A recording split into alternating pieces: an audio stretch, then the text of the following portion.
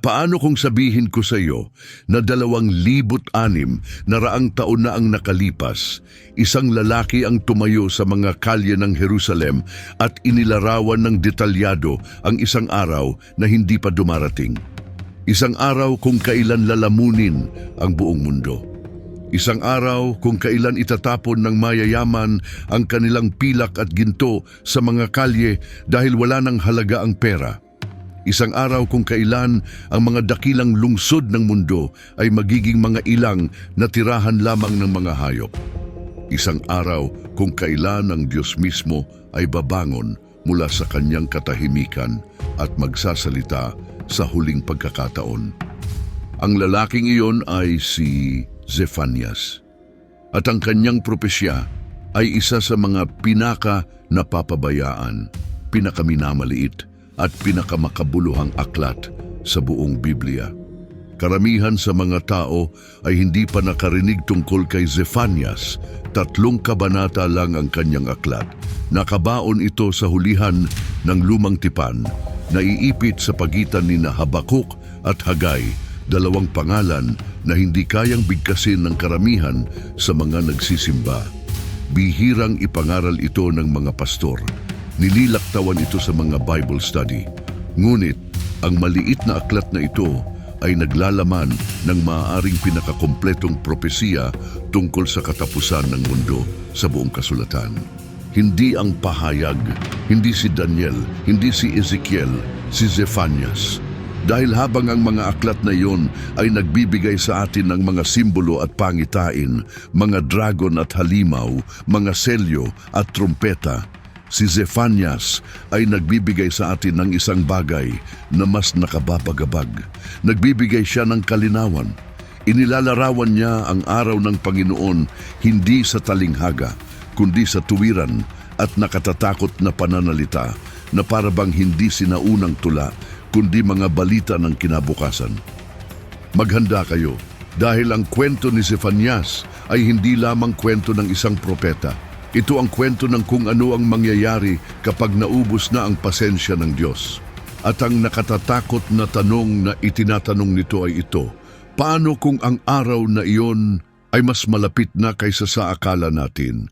Para maunawaan si Zefanias, kailangan muna nating malaman kung sino siya. Dahil ang propetang ito ay hindi karaniwang tao. Hindi siya isang magsasaka tulad ni Amos, o isang pari tulad ni Ezekiel, o isang pastol tulad ni Moises. Si Zefanias ay isang maharlika. Ang pinakaunang talata ng kanyang aklat ay nagbibigay sa atin ng kanyang lahi, at ito ay kahanga-hanga. Ang salita ng Panginoon na dumating kay Zefanias, na anak ni Kusi, na anak ni Gedalias, na anak ni Amarias, na anak ni Hezekias. Zefanias, Kabanata 1, Talata 1. 4 na henerasyon, ito ay hindi pangkaraniwang detalyado para sa isang pagpapakilala ng propeta. Karamihan sa mga propeta ay nakikilala lamang sa pangalan ng kanilang ama. Ngunit sinundan ni Zefanias ang kanyang lahi pabalik sa 4 na henerasyon hanggang sa isang lalaking nagngangalang Hezekias. At karamihan sa mga iskolar ng Biblia ay naniniwala na ito ay walang iba kundi si Haring Hezekias, isa sa mga pinakadakila at pinakamatuwid na hari sa kasaysayan ng Huda. Isipin ninyo kung ano ang ibig sabihin niyan.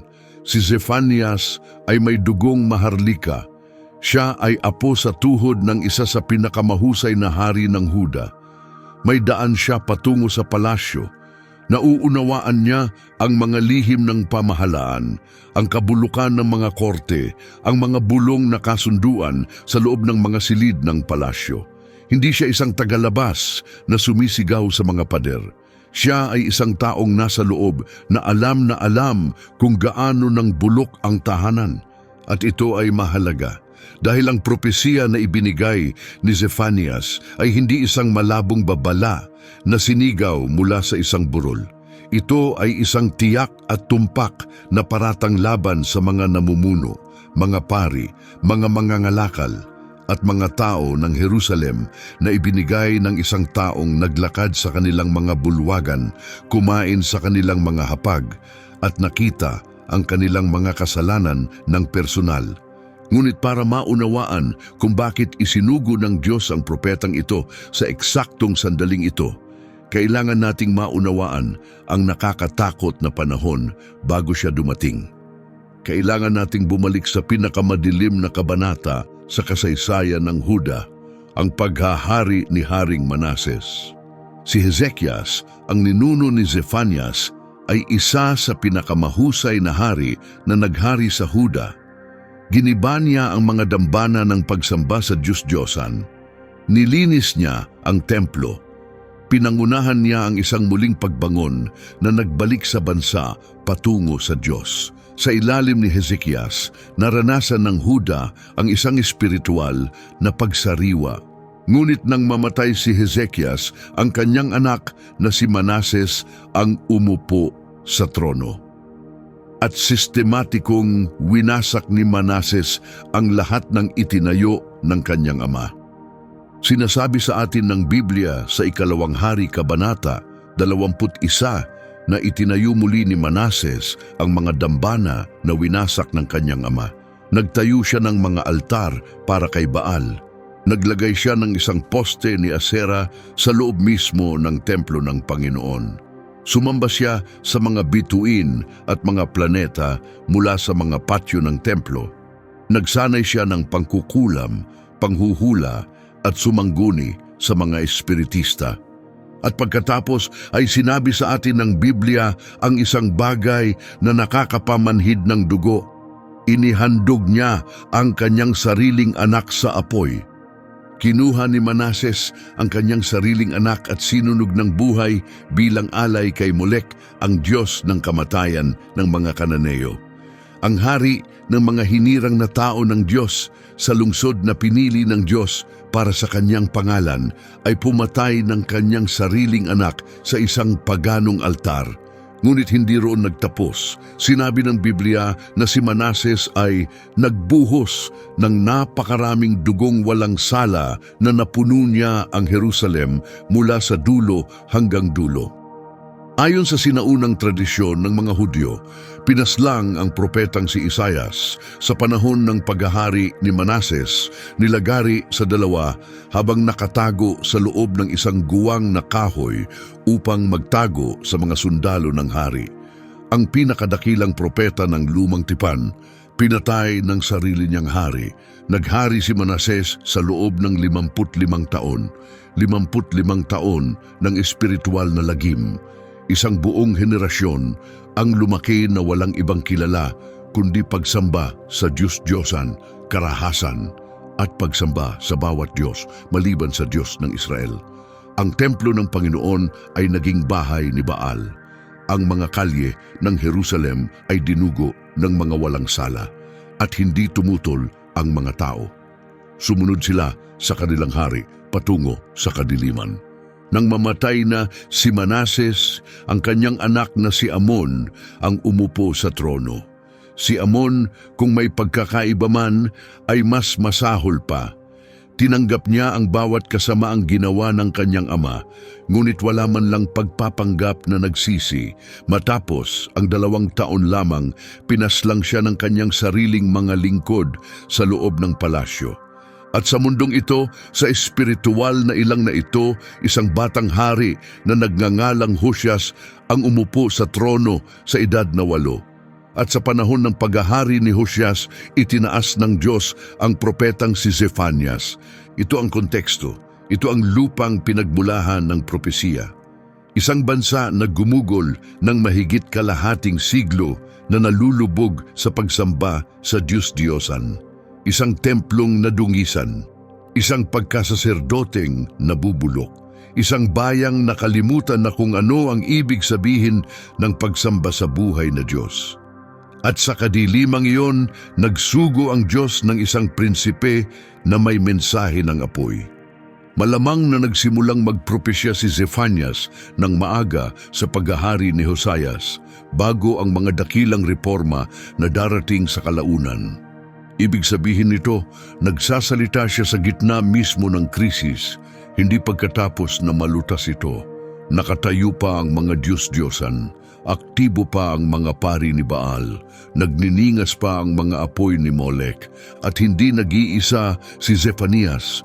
May isa pang kabataan sa Jerusalem sa parehong panahon, tinawag upang magpropesya sa 13 taon ng paghahari ni Hosayas. Ang pangalan niya ay Jeremias, 2 propeta gumagalaw sa iisang lungsod sa parehong panahon, parehong nagdadala ng iisang mensahe, magsisi o harapin ang pagkawasak. Si Zefanias, ang prinsipeng may dugong maharlika, at si Jeremias, ang umiiyak na pari mula sa nayon ng Anatot. Ang isa ay nagsalita ng may autoridad ng isang taong nasa loob ng palasyo. Ang isa ay nagsalita ng may pusong wasak ng isang taong labis na nagmamahal sa kanyang bayan na hindi niya mapigilan ang pag-iyak para sa kanila. Magkasama, bumuo sila ng isang lindol ng propesiya na yumanig sa Jerusalem hanggang sa mga pundasyon nito. Malamang na ang pangangaral ni Zefanias ang tumulong na maihanda ang lupa para sa espiritual na rebolusyong ilulunsad ni Hosayas. Dahil may nangyaring kahanga-hanga sa 18 taon ng paghahari ni Hosayas, nang ang hari ay 26 na taong gulang. Sa panahon ng pag-renovate ng templo, natuklasan ng punong pari na si Hilkias ang isang nawalang balumbon, ang aklat ng kautusan, ang Torah. Ang mismong mga salita ng Diyos na ibinigay kay Moises, pisikal na nawala sa loob ng templo ng Diyos. Isipin ninyo ang simbolismo niyan. Hindi nawasak ang salita ng Diyos. Ito ay nabaon sa ilalim ng mga patong-patong na kapabayaan, nakalimutan sa loob ng isang gusali na ginawang bahay ng mga Diyos-Diyosan. Naroon ito sa buong panahon, walang nagmalasakit na tumingin. Nang basahin ng malakas ang balumbon kay Hosayas, pinunit ng hari ang kanyang mga damit sa matinding kalungkutan. Napagtanto niya, marahil sa unang pagkakataon, ang buong lawak ng naiwala ng Huda, at sinimulan niya ang pinakamatinding espiritual na reformasyon sa kasaysayan ng bansa. Winasak niya ang bawat altar kay Baal. Sinunog niya ang poste ni Asera na inilagay ni Manases sa templo. Pinatay niya ang mga paganong pari. Giniba niya ang mga dambana. Dinungisan niya ang Tofet, ang altar ng paghahandog ng mga bata sa lambak ng Hinom, upang hindi na muling masunog ang isang bata roon. Ang lambak ng Hinom, sa wikang Hebreo, Gehinom, sa wikang Griego, Gehenna. Ito ang salitang gagamitin ni Jesus sa kalaunan upang ilarawan ang impyerno, ang lugar kung saan sinusunog ng buhay ang mga bata. Sa panahon ni Zefanias ay naging makalipas ang mga siglo, ang mismong larawan ng walang hanggang paghuhukom. Ang mga apoy na pinatay ni Hosayas sa lambak ay ang parehong apoy na sinabi ni Jesus na hindi kailanman mamamatay. Ang mundo ni Zefanias ay nakahabi sa buong tela ng Biblia mula Genesis hanggang Pahayag. Ngunit sa kabila ng magiting na mga reforma ni Josias, may mali. Sumunod ang mga tao sa panlabas. Tumigil sila sa pagpunta sa mga dambana. Dumalo sila sa templo. Ipinagdiwang nila ang Paskwa gaya ng hindi pa nagagawa sa loob ng mga siglo. Ngunit si Jeremias na nagmamasid sa lahat ay nagsabi ng isang nakakadurog na bagay. Ang Huda ay hindi bumalik sa akin ng buong puso, kundi sa pagpapanggap lamang. Totoo ang mga reforma, ngunit hindi nagbago ang mga puso. Sumunod ang mga tao, ngunit hindi sila nagsisi. At nang mamatay si Hosayas sa labanan sa Megiddo noong 600 at 9 BC, tinamaan ng mga palaso ni Faraon Neco, halos magdamag na bumalik ang bansa sa dating ugali.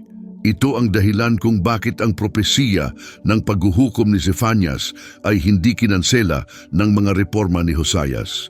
Naantala ng mga reforma ang paghuhukom, ngunit hindi ito napigilan.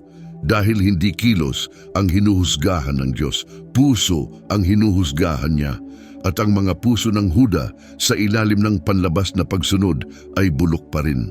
Ito ay isang babala para sa bawat individual at bawat lipunan na nagkakamali sa pagitan ng relihiyosong aktibidad at tunay na pananampalataya. Maaari kang dumalo sa bawat serbisyo, maaari kang kumanta sa bawat awit, maaari kang sundin ang bawat panuntunan, at mananatili kang kasing layo sa Diyos gaya ni Manases na sinusunog ang kanyang anak sa apoy. Dahil hindi binibilang ng Diyos ang mga relihiyosong gawa mo, binabasa niya ang puso mo. At tumayo si Zephanias sa gitna ng lahat ng ito at ibinuka ang kanyang bibig. Ang pinakaunang mga salita ng kanyang propesiya ay parang kulog. Lilipulin ko ang lahat ng bagay sa ibabaw ng lupa, sabi ng Panginoon. Lilipulin ko ang tao at hayop. Lilipulin ko ang mga ibon sa kalangitan at ang mga isda sa dagat at ang mga Diyos-Diyosan na nagpapatisod sa mga masasama. Kapag winasak ko na ang sangkatauhan sa ibabaw ng lupa, sabi ng Panginoon. Zephanias Kabanata 1, talata 2 at 3. Basahin ninyong muli iyan. Hindi ito babala tungkol sa isang lokal na labanan. Hindi ito propesiya tungkol sa pagkatalo ng isang bansa. Ito ay ganap na paglipol. Sangkatauhan, mga hayop, mga ibon, mga isda, lahat, lilipulin. Ang pananalita rito ay sadyang sumasalamin sa salaysay ng paglikha sa Genesis, ngunit pabaligtad. Sa Genesis, nilikha ng Diyos ang mga isda, pagkatapos ang mga ibon, pagkatapos ang mga hayop, pagkatapos ang sangkatauhan. Sa Zephanias, winawasak ng Diyos ang sangkatauhan, pagkatapos ang mga hayop, pagkatapos ang mga ibon, pagkatapos ang mga isda. Ito ay isang pag-alis ng paglikha, isang pagtanggal sa mundo, patong-patong sa eksaktong kabaligtaran ng pagkakagawa nito. Hindi ito pagkakataon lamang. Sinasabi sa atin ni Zephanias na ang darating na paghuhukom ay hindi basta parusa. Ito ay isang pagbabalik ng paglikha, para bang sinasabi ng Diyos, napakasama na ng ginawa ninyo sa aking nilikha, kaya ibabalik ko ito at magsisimulang muli. Ang mga alingawngaw ng baha ni Noe ay napakalinaw.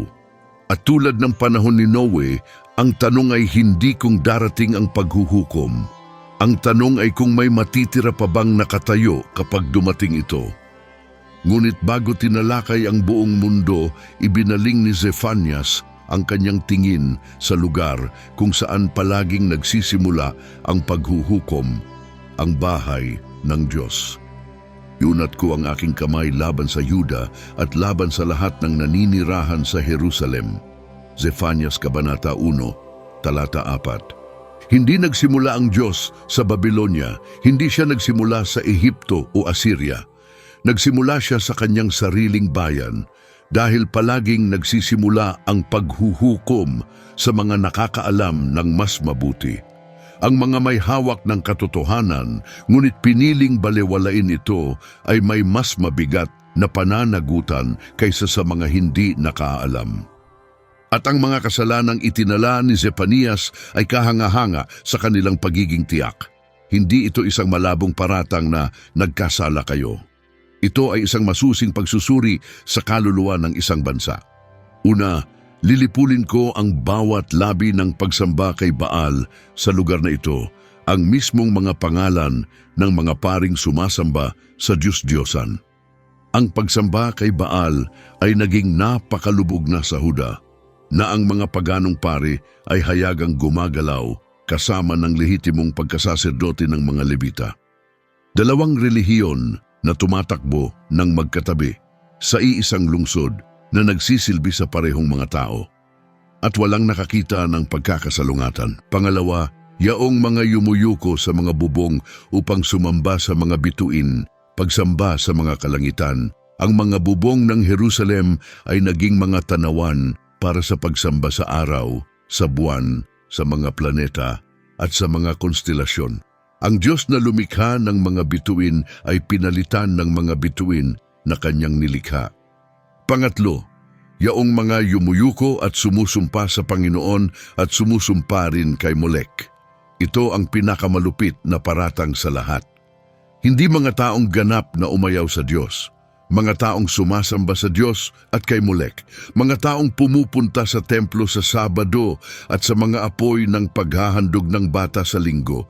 Sinkretismo, ang paghahalo ng banal at kasuklam-suklam hanggang sa hindi na makilala ang isa sa isa.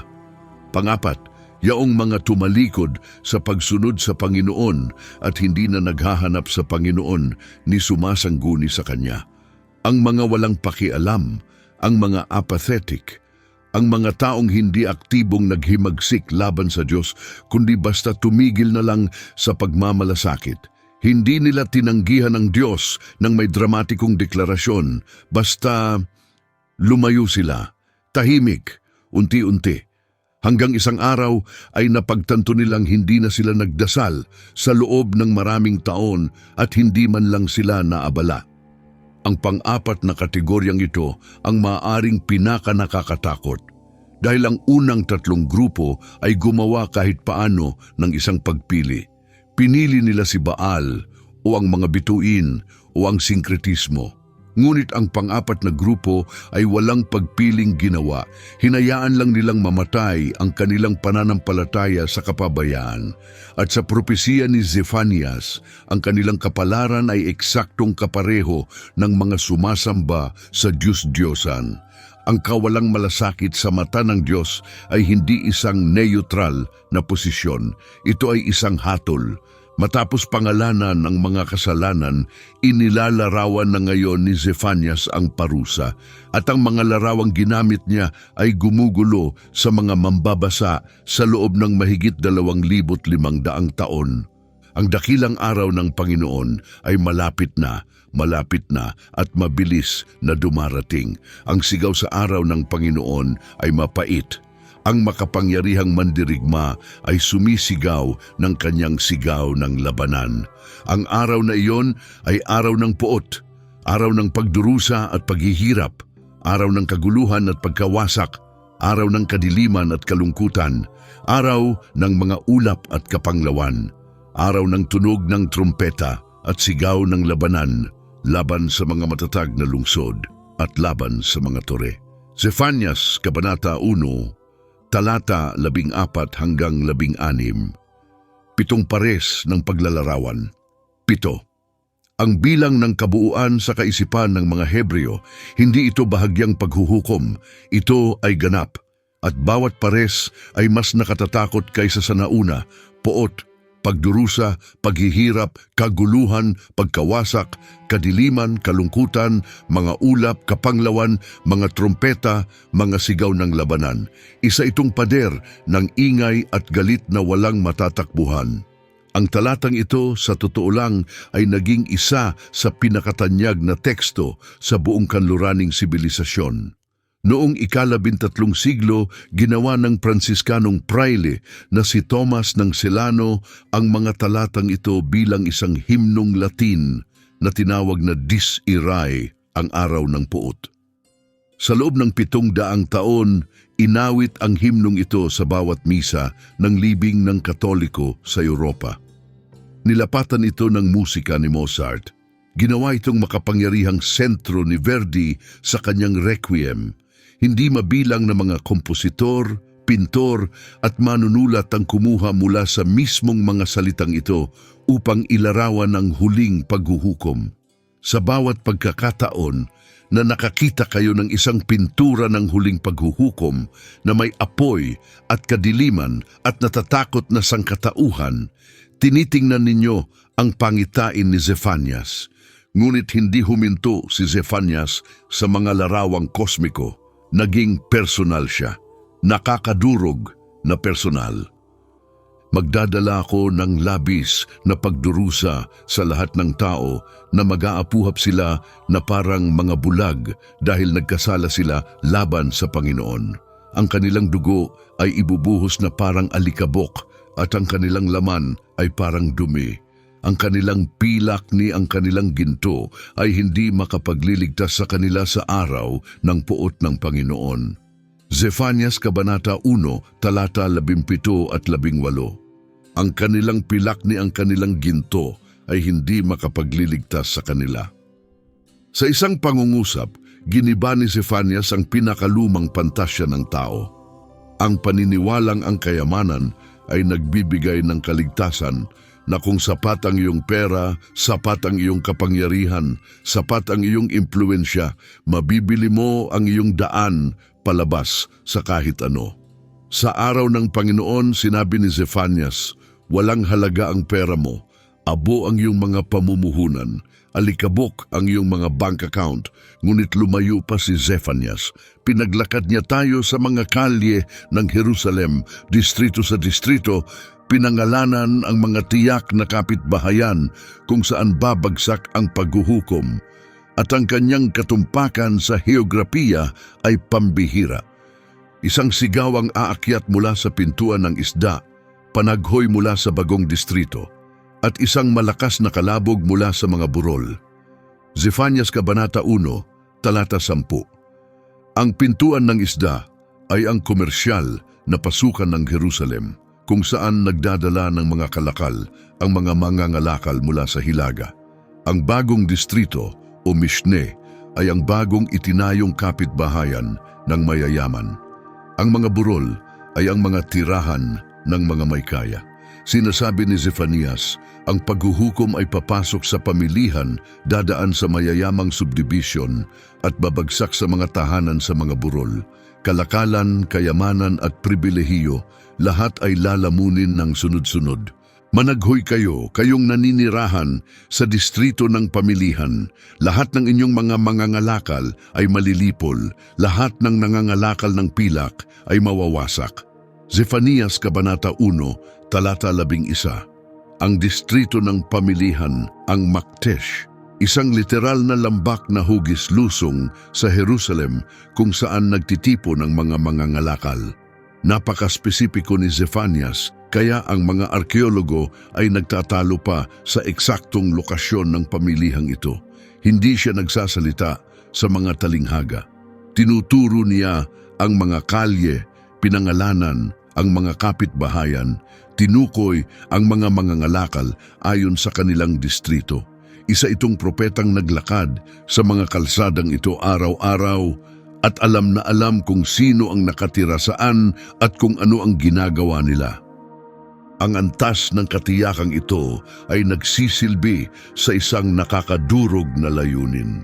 Inaalis nito ang ginhawa ng pagiging malabo. Kapag sinabi ng isang propeta na darating ang paghuhukom, madaling isipin na ibang tao yon sa ibang lugar. Ngunit kapag sinabi ng isang propeta na darating ang paghuhukom sa pintuan ng isda, sa bagong distrito, sa distrito ng pamilihan kung saan ka nangangalakal ng pilak tuwing Martes ng umaga, bigla na lang naging personal.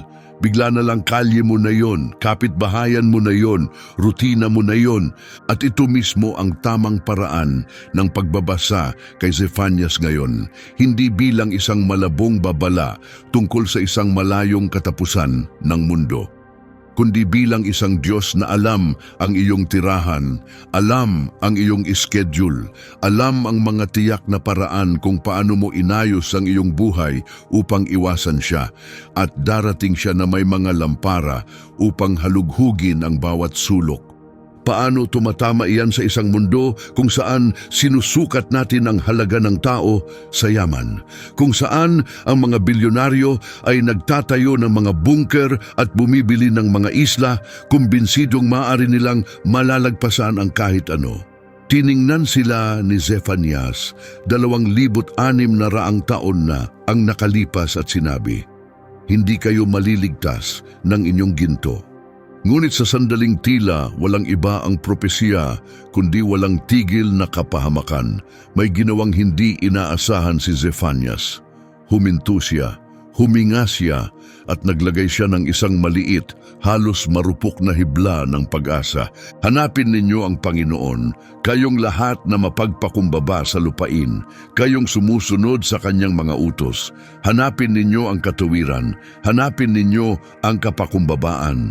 Marahil kayo ay masisilungan sa araw ng galit ng Panginoon. Zefanias Kabanata 2, Talata 3. Marahil, hindi tiyak, hindi garantisado. Marahil, ang salitang iyon ay pambihira. Sa isang aklat na puno ng mga absolutong bagay ng ganap na pagkawasak at kosmikong puot, ginamit ng Diyos ang salitang marahil. Ito ay isang imbitasyon, hindi isang pangako, isang bukas na pinto, hindi isang garantiya. At sinasabi nito sa atin ang isang malalim na katotohanan tungkol sa likas ng pagsisisi.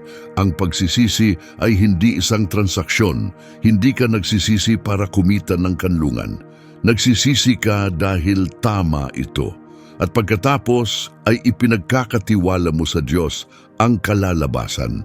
Pansinin kung sino ang kinakausap, hindi ang mga makapangyarihan, hindi ang mayayaman, hindi ang mga pinuno o ang mga pari, ang mga mapagpakumbaba sa lupain, ang tahimik na mga tapat, ang mga gumagawa ng tama kahit walang pumapansin, kahit kinutiya sila ng kultura, kahit bawat institusyon sa paligid nila ay bulok. Nakikita sila ng Diyos at iniaalok niya sa kanila ang marupok at magandang salitang ito. Marahil, ito ang teolohiya ng natitirang bayan na tumutuloy sa buong kasulatan. Sa bawat panahon ng paghuhukom, nag-iingat ang Diyos ng isang labi, isang binhi, isang maliit na grupo na tumangging yumuko, tumangging magkompromiso, tumangging makiisa. At mula sa labing yon, muling nagtatayo ang Diyos. Ang tanong para sa bawat isa na nanonood nito ay simple. Bahagi ka ba ng labi o bahagi ka ng karamihan? Mula sa Huda, ibinaling ngayon ni Zefanias ang kanyang propetikong tingin sa labas sa mga bansang nakapaligid sa Israel. At ang sumunod ay isang kahanga-hangang pagwalis sa buong sinaunang mundo. Isang paghuhukom na walang pinapatawad. Nagsimula siya sa kanluran sa mga Filisteo. Ang Gaza ay pababayaan at ang Ashkelon ay magiging mga guho. Sa katanghalian, ang Ashdod ay aalisin at ang Ekron ay bubunutin. Zefanias Kabanata 2, Talata 4. Ang apat na dakilang lungsod ng Filistia, sistematikong winasak. At tingnan ang laro ng mga salita sa orihinal na Hebreo na nawawala sa pagsasalin. Ang Ekron ay katunog ng salitang Hebreo para sa bunutin. Ang Gaza ay katunog ng pababayaan. Hindi lang nagpapahayag ng paghuhukom si Zefanias, ginagamit niya ang mismong mga pangalan ng mga lungsod bilang mga tugmang nagtatak ng kanilang kapalaran. Ang kanilang mga pagkakakilanlan mismo ay naglalaman ng kanilang pagkawasak. Ang propesiyang ito ay natupad ng may nakakatakot na katumpakan. Ang mga Filisteo bilang isang natatanging bayan ay tumigil sa pag-iral sa loob ng ilang siglo pagkatapos ng mga salita ni Zefanias. Ang kanilang mga lungsod ay sinakop, una ng Babylonia, pagkatapos ng Persya, pagkatapos ni Alejandro Magno. Ngayon, ang mga sinaunang lungsod ng mga Filisteo ay mga lugar ng arkeolohiya, mga guho, eksaktong gaya ng inilarawan ni Zefanias. Pagkatapos ay bumaling siya sa silangan sa Moab at Ammon. Narinig ko ang mga insulto ng Moab at ang mga pangungutya ng mga Ammonita na nang-insulto sa aking bayan at nagbantalaban sa kanilang lupain. Kaya nga, totoo ang buhay ko, sabi ng Panginoong makapangyarihan sa lahat. Ang Diyos ng Israel, tiyak na ang Moab ay magiging tulad ng Sodom. Ang mga Ammonita ay tulad ng Gomora, isang lugar ng mga damo at mga hukay ng asin, isang ilang magpakailanman. Zefanias, Kabanata 2, Talata 8 at 9, Moab at Ammon.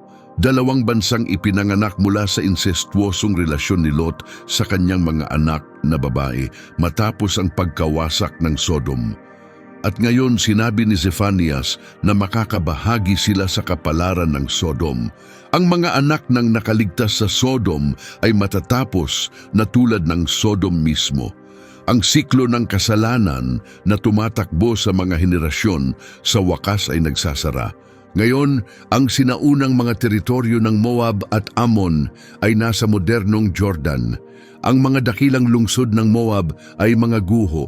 Ang kabisera ng Ammon ay nakabaon sa ilalim ng Aman, ngunit ang pagkasira na inilarawan ni Zephanias, ang mga hukay ng asin at ang mga ilang ay makikita pa rin sa mga baybayin ng dagat na patay, eksaktong kung saan minsan umunlad ang Moab. Pagkatapos ay bumaling siya sa timog, sa Kus, ang sinaunang kaharian na sumasaklaw sa modernong Sudan at Ethiopia. Kayo ring mga Kusita, papatayin kayo ng aking espada. Isang maikling pangungusap, halos kaswal sa kaiklian nito, ngunit nakakatakot sa lawak nito. Isang buong sibilisasyon, isinantabi sa isang linya lamang. At sa wakas, bumaling siya sa Hilaga, sa Assyria, ang superpower, ang imperyong tumakot sa sinaunang mundo sa loob ng 3 siglo. Ang bansang pumuksa sa hilagang kaharian ng Israel at nagkalat sa 10 tribo nito sa hangin. Ang pinakakatatakutang makinarya ng militar na nakilala ng mundo. Iuunat niya ang kanyang kamay laban sa Hilaga at wawasakin ang Assyria, iiwan ang Nineveh na lubos na sira at tuyo na parang disyerto. Ang mga kawan at mga baka ay hihiga roon, mga nilalang ng bawat uri. Ang kuwagong disyerto at ang kuwagong umuungal ay maninirahan sa kanyang mga haligi. Ang kanilang paghuning ay aalingaw-ngaw sa mga bintana, may mga guho sa mga pintuan, ang mga kahoy na sedro ay malalantad. Ito ang lungsod ng kasayahan na namuhay ng ligtas. Sinabi niya sa kanyang sarili, "Ako ang isa, at wala nang iba pa maliban sa akin." Anong pagkaguho ang nangyari sa kanya, isang lungga ng mga mababangis na hayop. Zephanias Kabanata 2, Talata 13 hanggang 15. Ako ang isa at wala nang iba pa maliban sa akin. Pakinggan ninyo ang mga salitang iyon. Ito ang wika ng pagkadiyos. Tanging Diyos lamang ang makakapagsabi ng wala nang iba pa maliban sa akin.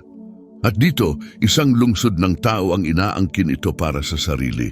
Ang Nineveh ay naging napakalakas, napakayaman, napakadominante, na naniwala itong walang hanggan ito. Hindi maaaring mahawakan, lampas sa abot ng anumang puwersa sa sansinukob.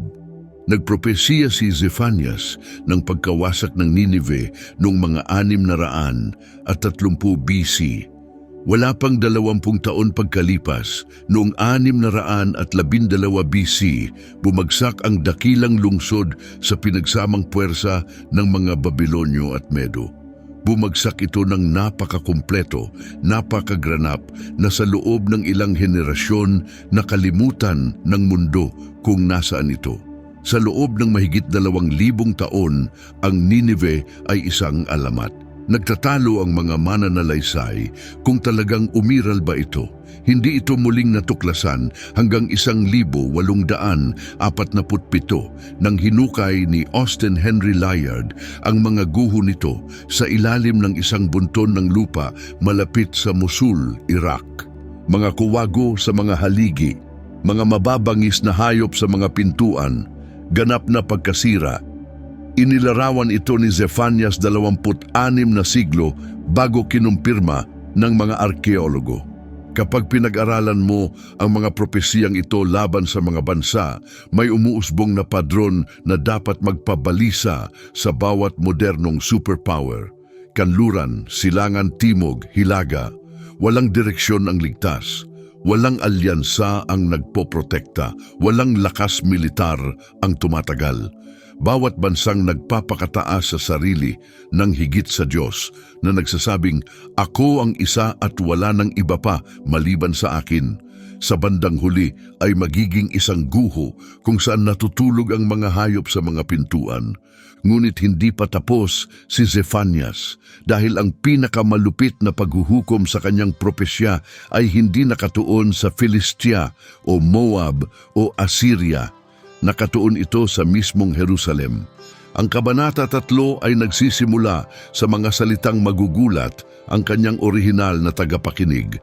Kaawa-awa ang lungsod ng mga mang-aapi mapaghimagsik at nadungisan. Hindi siya sumusunod sa kahit sino, hindi siya tumatanggap ng pagtutuwid, hindi siya nagtitiwala sa Panginoon, hindi siya lumalapit sa kanyang Diyos. Zefanias Kabanata 3, talata 1 at 2. Hindi niya pinangalanan ng lungsod, hindi na niya kailangan.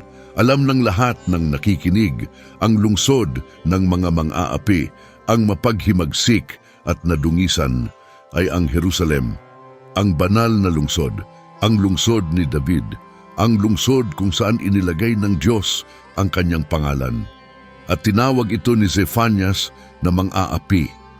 Pagkatapos ay pinangalanan niya ang mga institusyon, isa-isa tulad ng isang taga-usig na nagbabasa ng mga kaso sa korte. Ang kanyang mga opisyal sa loob niya ay umuungal na mga leon. Ang pamahalaan, ang mga itinalaga upang protektahan ang bayan ay naging mga mandaragit na kumakain sa kanila.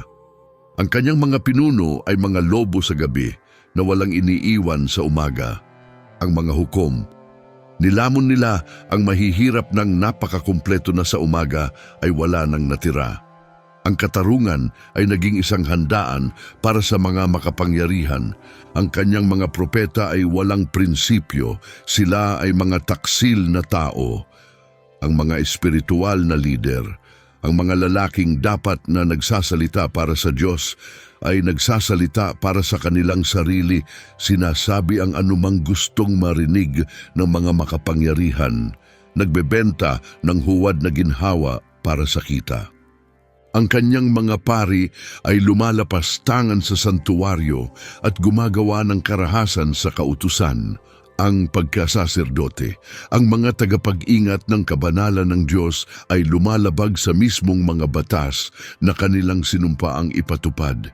Hindi lang nila binaliwala ang kautusan, gumawa sila ng karahasan dito.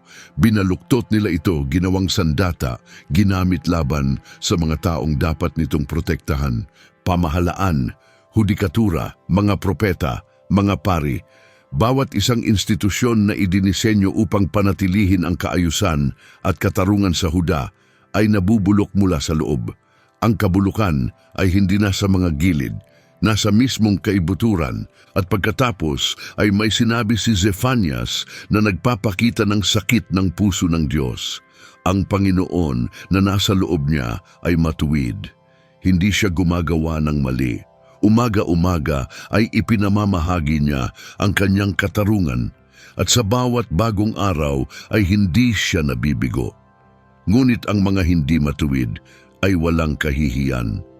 Zefanias Kabanata 3, talata 5. Nandoon pa rin ang Diyos sa gitna ng kabulukan sa puso ng nadungisang lungsod, nandoon pa rin ang Diyos, matuwid pa rin, nagbibigay pa rin ng katarungan tuwing umaga.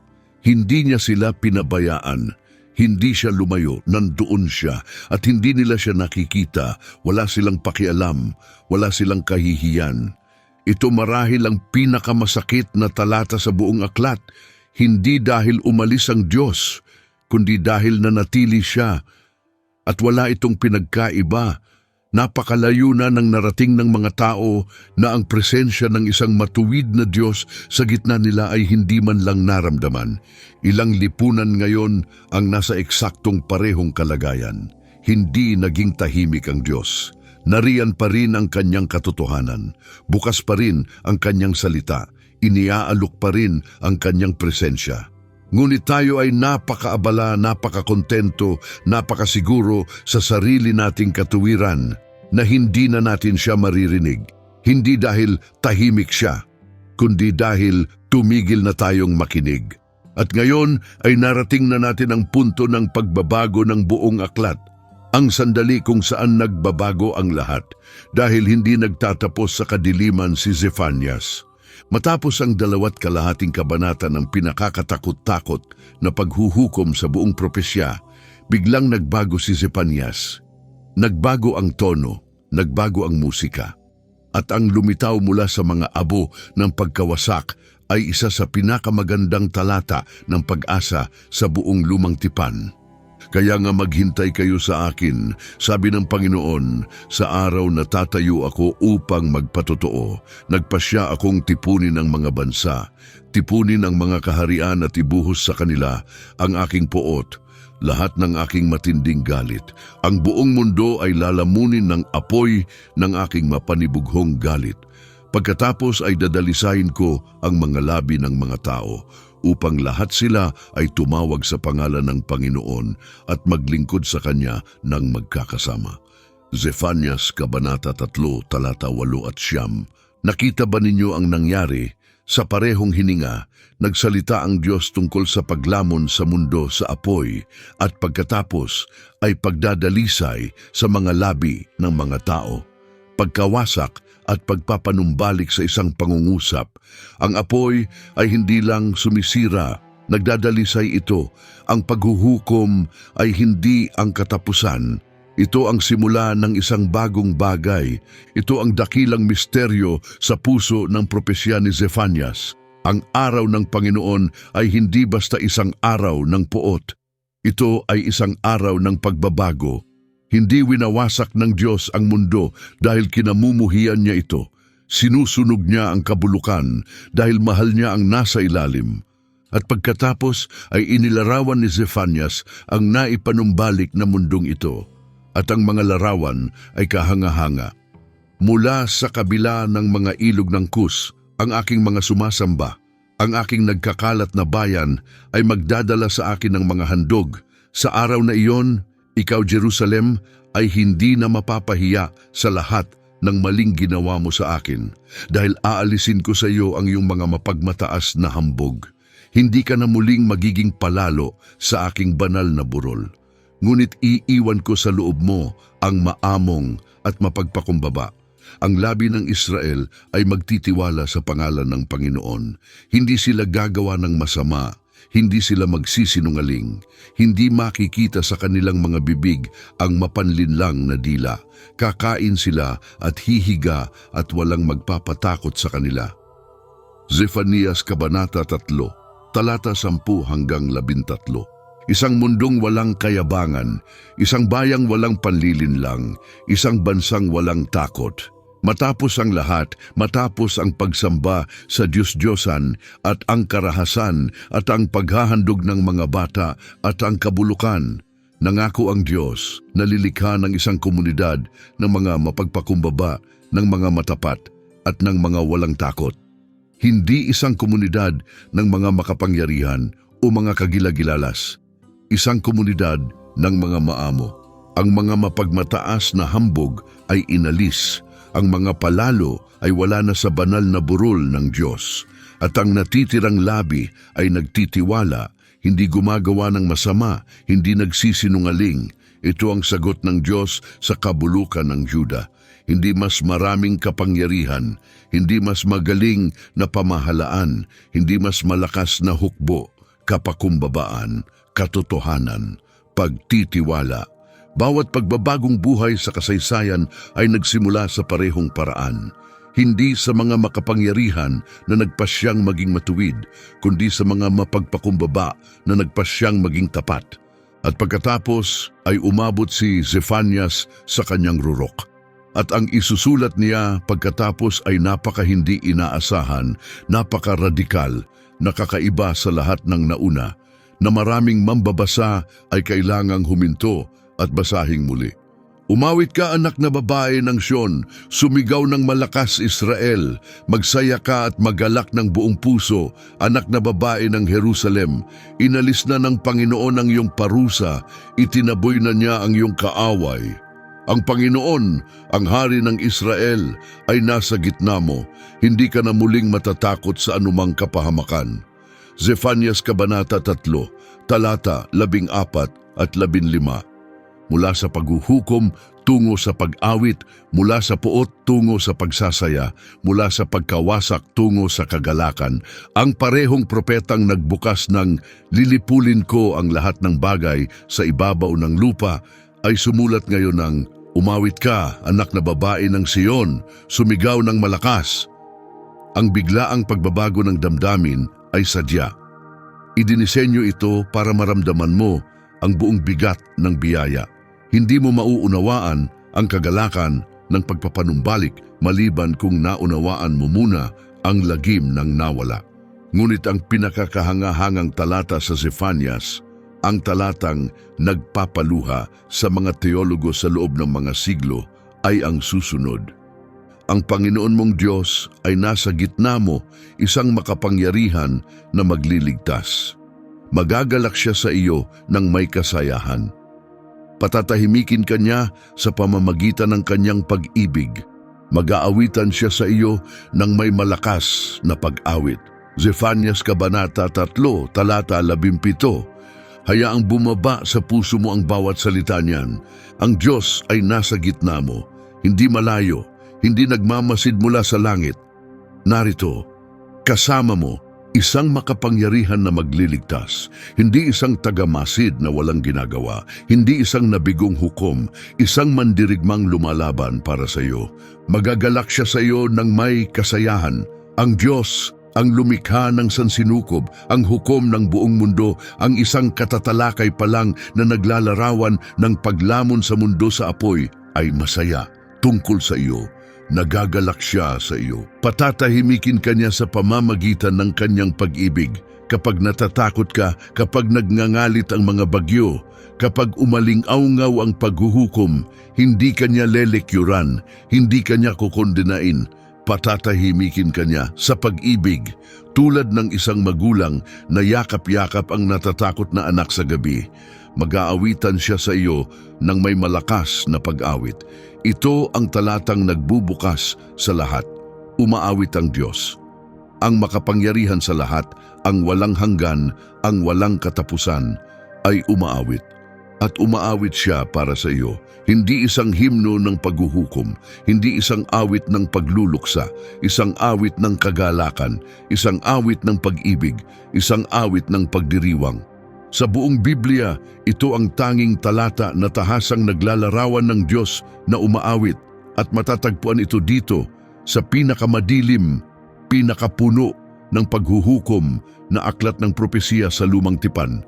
Sa mismong lugar na hindi mo aasahang makakita ng lambing, matatagpuan mo ang Diyos na umaawit ng isang awit ng pag-ibig para sa kanyang bayan. Ito ang puso ng mensahe ni Zefanias. Hindi paghuhukom, hindi puot, pag-ibig. Isang pag-ibig na napakasidhi na susunugin nito ang lahat ng hindi pag-ibig upang maabot ka. Isang pag-ibig na napakalambing na kapag sa wakas ay dumating, umaawit ito. Kaya ano ang ibig sabihin ni Zefanias para sa atin ngayon? Bakit dapat mahalaga ang sinaunang propesiyang ito sa kahit sino na nabubuhay sa ika-21 siglo? Dahil ang mundong inilarawan ni Zefanias ay ang mundo natin. Inilarawan niya ang isang lipunan kung saan ang mga tao ay sumasamba sa maraming Diyos nang sabay-sabay hinahaluan ang kanilang pananampalataya ng kahit anong espiritual na uso na nakaakit sa kanila. Tumingin kayo sa paligid ninyo. Nabubuhay tayo sa panahon ng espiritual na konsumerismo, kung saan pumipili ang mga tao ng mga paniniwala mula sa isang dosenang tradisyon. Nagtatayo ng sariling relihiyon na walang hinahingi at walang hinahamon. Tinatawag natin itong espiritual pero hindi relihiyoso. Tinawag ito ni Zefanias na sinkretismo, at sinabi niyang magdadala ito ng paghuhukom. Inilarawan niya ang isang lipunan kung saan ang mayayaman ay naniniwala na ang kanilang pera ay magpoprotekta sa kanila mula sa anumang krisis. Tumingin kayo sa paligid ninyo. Nabubuhay tayo sa isang mundo ng mga bunker para sa katapusan ng mundo, mga pribadong isla at mga plano ng mga bilyonaryo na tumakas. Sinabi ni Zefanias na hindi sila maliligtas ng kanilang ginto. Inilarawan niya ang isang lipunan kung saan ang mga lider ay mga mandaragit, ang mga hukom ay tiwali, ang mga propeta ay sinungaling, at ang mga pari ay lumalabag sa mismong mga batas na dapat nilang ipatupad. Kailangan ko pa bang ilarawan ang pagkakapareho? tumingin sa kahit anong pahayagan, tumingin sa kahit anong institusyon. Ang kabulukang inilarawan ni Zephanias ay ang kabulukang kinabubuhay natin. Inilarawan niya ang isang lipunan kung saan ang mga tao ay hindi tuwirang tumanggi sa Diyos, kundi unti-unti lang na lumubog sa kawalang malasakit. Hindi nila hinanap ang Panginoon. Hindi sila sumangguni sa Kanya, basta tumigil na silang magmalasakit. At ito, sabi ni Zephanias, ay may parehong bigat ng aktibong paghihimagsik. Sa ekonomiya ng Diyos, ang kawalang interes ay hindi neutral. Ito ay isang pagpili. At ito ay isang nakamamatay na pagpili. Inilarawan niya ang isang lipunang adik sa kaginhawaan at kumbinsido sa sariling kaligtasan. Sa panahong iyon ay hahalughugin ko ang Jerusalem gamit ang mga lampara at parurusahan, ang mga kampante, na tulad ng alak na naiwanan sa kanyang latak, na nag-iisip, walang gagawin ng Panginoon, mabuti man o masama.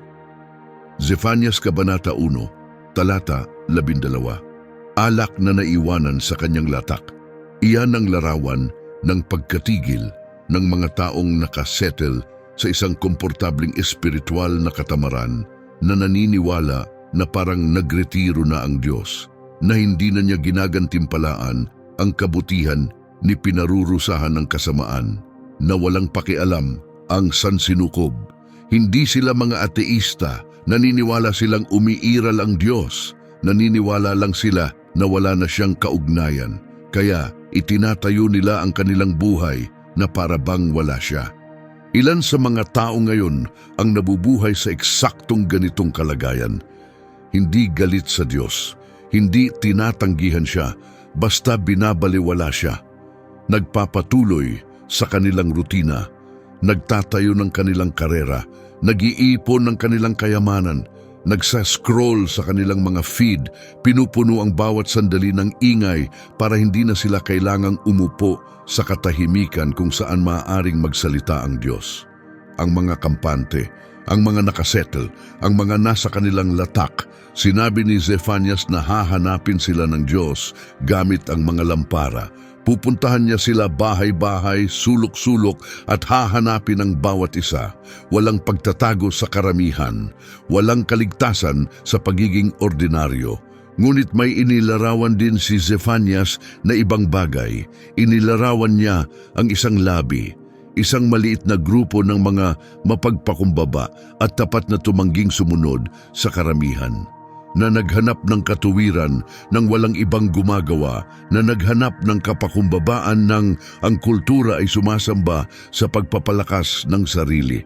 At nakita sila ng Diyos at sinilungan sila ng Diyos, at mula sa kanilang katapatan itinayong muli ng Diyos ang mundo. Ito ang imbitasyong nakabaon sa gitna ng apoy ni Zephanias. Hindi mo kailangang maging bahagi ng pagkawasak. Maaari kang maging bahagi ng labi. Pag-usapan natin ang araw ng Panginoon. Dahil ang propesya ni Zephanias ay gumagana sa dalawang antas ng sabay-sabay at napakahalagang maunawaan ito. Sa isang antas, ang araw ng Panginoon ay tumutukoy sa historikal na paghuhukom na bumagsak sa Huda sa loob ng isang henerasyon mula sa propesya ni Zephanias.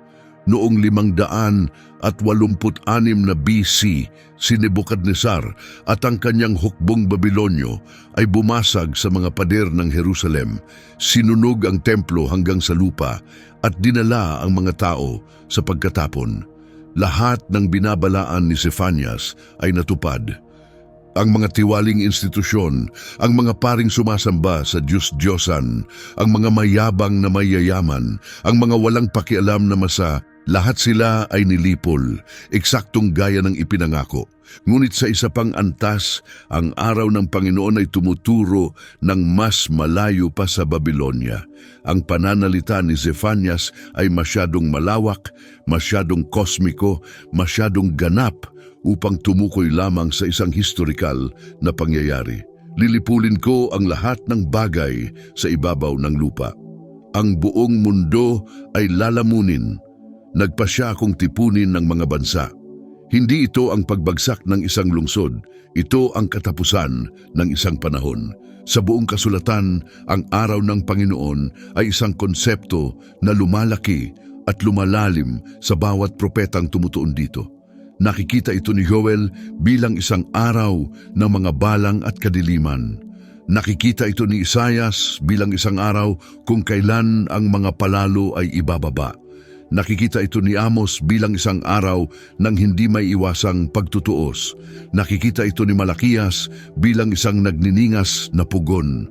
At sa bagong tipan, sinabi ni Pedro, ang araw ng Panginoon ay darating na tulad ng isang magnanakaw. Ang mga kalangitan ay mawawala na may dagundong. Ang mga elemento ay mawawasak sa apoy, at ang lupa at lahat ng ginawa rito ay malalantad. Ang ambag ni Zephanias sa tradisyong ito ng propesiya ay natatangi dahil pinapanatili niya ang parehong dimensyon sa tensyon. Inilalarawan niya ang isang paghuhukom na sabay na lokal at universal, historical at eskatolohikal na tupad na at darating pa. Ang pagkawasak ng Jerusalem noong 586 BC ay isang preview, isang ensayo, isang anino ng isang bagay na walang katapusang mas malaki. At ito ang dahilan kung bakit napakahalaga ni Zephanias ngayon, dahil kung ang kanyang mga salita ay bahagyang natupad ng Babylonia, at kung ang mga padrong inilarawan niya, ang sinkretismo, ang kabulukan, ang kawalang malasakit, ang mayabang na pagtitiwala sa sarili, ay ang parehong padron na nakikita natin sa ating mundo ngayon. Kung gayon, ang huling katuparan ay maaaring mas malapit kaysa sa gustong aminin ng sinuman sa atin. Hindi lamang isang leksyon sa kasaysayan si Zephanias, siya ay isang alarm clock at tumutunog na ang alarma. Ngunit may isang bahagi ng propesya ni Zephanias na kadalasang nilalampasan ng mga guro, at ito ang maaaring pinakamahalaga sa lahat. Tingnan kung sino ang kinakausap ng Diyos sa kanyang paanyaya ng pagsisisi. Hindi ang mga hari, hindi ang mga pari, hindi ang mga propeta, ang mga mapagpakumbaba sa lupain, ang mga ordinaryong tao na gumagawa ng tama, ang mga hindi pinapansin ng kahit sino. Sa buong Biblia, ang pinakamahalagang mga mensahe ng Diyos ay halos palaging ibinibigay sa mga napapabayaan. Isang bansang alipin sa Ehipto, isang batang pastol na nagngangalang David, isang teenager na babae sa Nazaret, isang grupo ng mga mangingisda sa tabi ng isang lawa.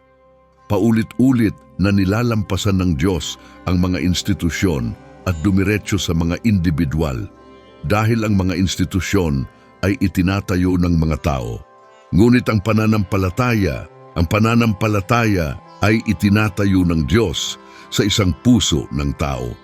Ang panawagan ni Zephanias ay hindi para sa isang pambansang programa, hindi ito para sa isang reformang politikal, hindi ito para sa isang kampanyang relihiyoso.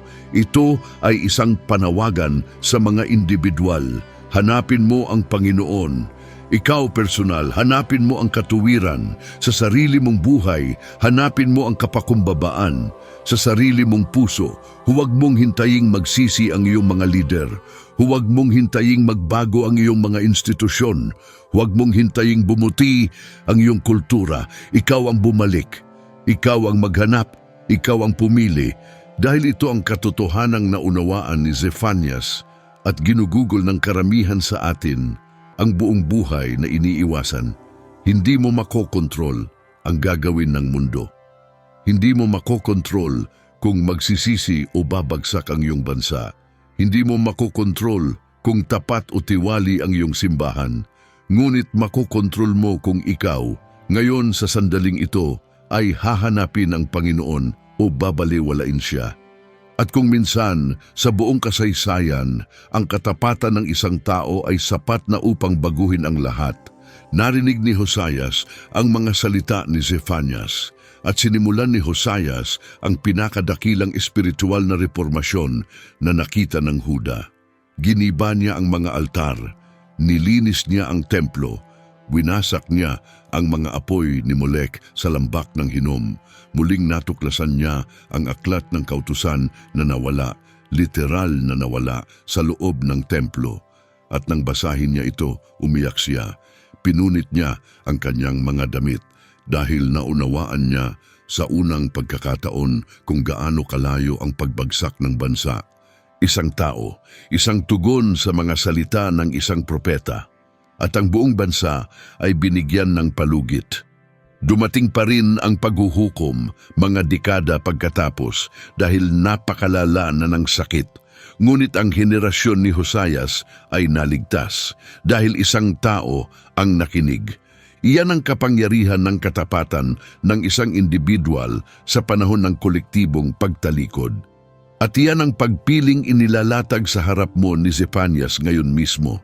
May isang huling hibla sa propesiya ni Zefanias na nagbubuklod sa lahat. Matatagpuan ito sa kanyang pangalan. Zefanias sa Hebreo ay Tsefanyahu. Ang ibig sabihin nito ay itinago ng Panginoon o pinoprotektahan ng Panginoon. Ang mismong pangalan niya ang sagot sa kanyang propesiya. Sa isang aklat tungkol sa kosmikong paghuhukom at ganap na pagkawasak, bumubulong ang pangalan ng propeta, nagtatago ang Diyos, nagpoprotekta ang Diyos, nagsisilungan ang Diyos. Marahil kayo ay masisilungan sa araw ng galit ng Panginoon. Ang salita para sa silungan sa Hebreo ay may parehong ugat ng pangalan ni Zefanias. Ang pagkakakilanlan ng propeta, ang pangako. Ang kanyang pag-iral, ang patunay na kahit sa pinakamalupit na paghuhukom, naghanda na ang Diyos ng isang taguan. Ito ang kabalintunaan ni Zefanias, ang aklat na naglalaman ng pinakakatakot-takot na paglalarawan ng paghuhukom sa lumang tipan ay naglalaman din ng pinakamalambing na paglalarawan ng pag-ibig ng Diyos. Ang propetang nag-anunsyo ng katapusan ng mundo ay nagdadala rin sa kanyang pangalan ng pangako ng proteksyon. Ang apoy at ang pag-awit ay hindi magkasalungat. Sila ay dalawang mukha ng iisang pag-ibig. Dahil ang isang Diyos na hindi humahatol ay isang Diyos na walang pakialam. Ang isang Diyos na nagtitiis ng kasamaan ay isang Diyos na nakipagkasundo sa pagdurusa. Ang paghuhukom ng Diyos ay hindi ang kabaligtaran ng kanyang pag-ibig. Ito ang pagpapahayag nito. Sinusunog niya ang pumapatay sa atin dahil mahal niya kung sino tayo dapat. At sa kabilang panig ng apoy, umaawit siya. Hayaan ninyong iwanan ko kayo nito. Nabuhay si Zefanias sa isa sa pinakamadilim na panahon sa kasaysayan ng bayan ng Diyos. 55 taon ng kasamaan ni Manases, isang templong puno ng mga Diyos-Diyosan, mga batang sinusunog ng buhay sa ngalan ng relihiyon, dugong walang sala na dumadaloy sa mga kalye. Bawat institusyon ay tiwali, bawat lider ay nakikompromiso, bawat pag-asa ay namatay. At sa gitna ng kadilimang iyon, nagtaas ang Diyos ng isang prinsipeng nagsalita ng katotohanan. At sa gitna ng katotohanan iyon, nagtanim ang Diyos ng isang pangako, ipapanumbalik ko, dadalisayin ko, mag-iiwan ako ng labi ng mga mapagpakumbaba at tapat, at aawitan ko sila ng may kagalakan. Kung nagawa iyon ng Diyos sa panahon ni Zefanias, magagawa niya rin sa atin. Ang tanong ay hindi kung kaya ng Diyos. Ang tanong ay kung handa ba tayo. Nasaan ka? Kasama ka ba sa mga sinkretista, hinahaluan ng Diyos ng kahit anong iniaalok ng kultura? Kasama ka ba sa mga walang pakialam, unti-unting lumalayo na hindi mo man lang napapansin? Kasama ka ba sa mga mayabang, nagtitiwala sa sariling kayamanan upang iligtas ka? O kasama ka ba sa mga mapagpakumbaba, hinahanap ang Diyos kahit gastos mo ang lahat? Ang araw ng Panginoon ay darating. Nilinaw yon ni Zefanias. Ngunit darating din ang pag-awit. At ang tanong na nakabitin sa iyong buhay, sa aking buhay, sa buong kasaysayan, ay nakakamangha sa kasimplihan. Kapag sinunog na ng apoy ang lahat ng hindi totoo, may matitira pa ba sa iyo? O ikaw ba ay kabilang sa mga aawitan ng Diyos? Hanapin mo ang Panginoon, hanapin mo ang katuwiran, hanapin mo ang kapakumbabaan. Marahil, ikaw ay masisilungan. Salamat sa panunood ng paglalakbay na ito sa propesiya ni Zephanias. Kung nabuksan ng video na ito ang iyong mga mata sa isang aklat ng Biblia na hindi mo pa natuklasan dati, gusto kong hingin sa iyo ang 3 bagay. Una, mag-iwan ng komento sa ibaba. Sabihin sa akin kung ano ang pinakanakaantig sa iyo. Ang nakatatakot na araw ng Panginoon ba? Ang lambing ng Diyos na umaawit para sa kanyang bayan? Ang panawagan sa mapagpakumbabang labi? Binabasa ko ang bawat komento at ang inyong mga pag-iisip ay tumutulong na humubog sa mga susunod na episode. Pangalawa, ibahagi ang video na ito sa isang taong kailangang marinig ito. Isang taong naghahanap, isang taong lumalayo, isang taong nakalimutang nagsasalita pa rin ng Diyos. Bawat pagbabahagi ay nagdadala ng mga sinaunang salitang ito sa isang taong maaaring mas kailangan nila ngayon kaysa sa akala nila. Pangatlo, mag-subscribe at pindutin ang notification bell. Bawat linggo ay nagdadala kami ng isa pang kwento sa Biblia na may mga cinematic na visual at malalim na spiritual na pananaw na hindi mo matatagpuan kahit saan. At tungkol sa susunod, ang aming susunod na episode ay nag-e-explora sa isa sa pinakamahisteryoso at pinakakontrobersyal na aklat sa buong Biblia. Isang aklat na puno ng mga pangitain ng mga halimaw na umaahon mula sa dagat, mga kahariang gawa sa bakal at luad, at isang takdang panahon ng mga pangyayari na naniniwala ang maraming iskolar na nagaganap na ngayon, ang aklat ni Daniel. Ayaw ninyong makaligtaan ito. Tandaan, ang Biblia ay hindi lamang isang sinaunang aklat. Ito ay isang salamin para sa ating mga kaluluwa, isang babala para sa ating kasalukuyan, at isang mapa para sa ating kinabukasan. Hanggang sa susunod, nawa ang Diyos na umaawit para sa kanyang bayan ay umawit para sa iyo.